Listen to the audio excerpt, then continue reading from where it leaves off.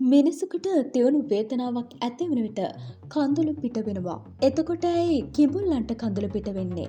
කිඹුල්ලන්ට ඇත්තටම කඳුළු පිට වෙනවද? ඔව්. හැබැයි ඒ දුක හිතුනහම නම් නෙවෙයි.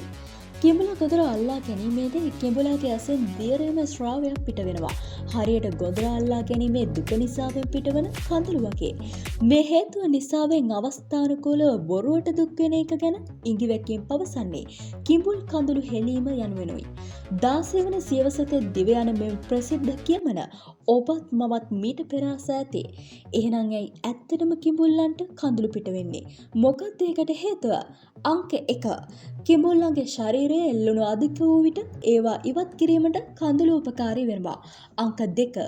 ගොඳුර අල්ලන විට හා හපන විට ඇස්වලට හානි නොවීමට කඳුළු උපකාරී වෙනවා. අංක 3. ගොඳුර අල්ලන විට මුහුණේ ඇති ස්නායු උත්තේජනය වීම නිසා කඳුළු වෙනු ලබනවා.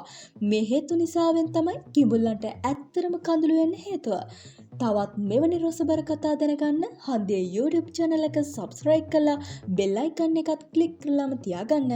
ඔබට සුබ දවසක්.